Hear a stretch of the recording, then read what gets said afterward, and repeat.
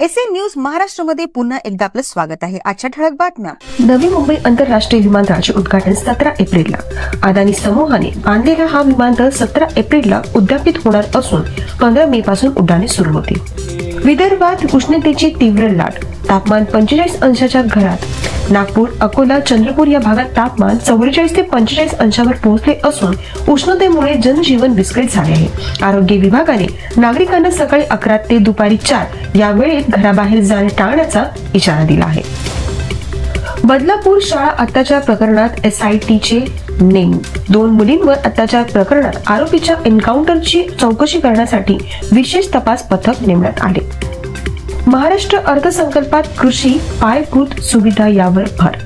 उपमुख्यमंत्री अजित पवार यांनी सादर केलेल्या अर्थसंकल्पात सिंचन प्रकल्प, AI कृषी योजना, मुंबई मेट्रोसाठी तरतूद।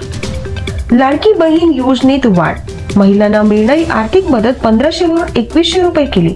योजना मे पासून लागू होणार। मुंबई प्रीमियर लीग विजेता। इंडिया ऑन ट्रॅक फुटबॉल स्पर्धेच्या अंतिम सामन्यात इंडिया ऑन ट्रॅक संघ विजयी। MYJ JMSC चा पराभव। राष्ट्रपती द्रौपदी मुर्मू यांचा मुंबई दौरा।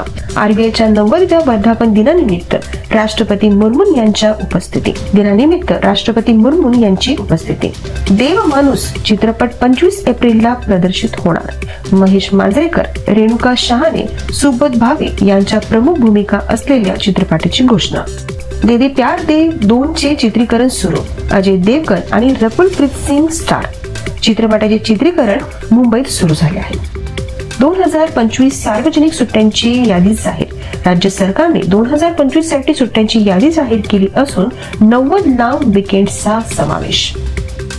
अशाच नवीन बातम्यांसाठी बघत रहा एसए न्यूज चॅनल महाराष्ट्र। धन्यवाद।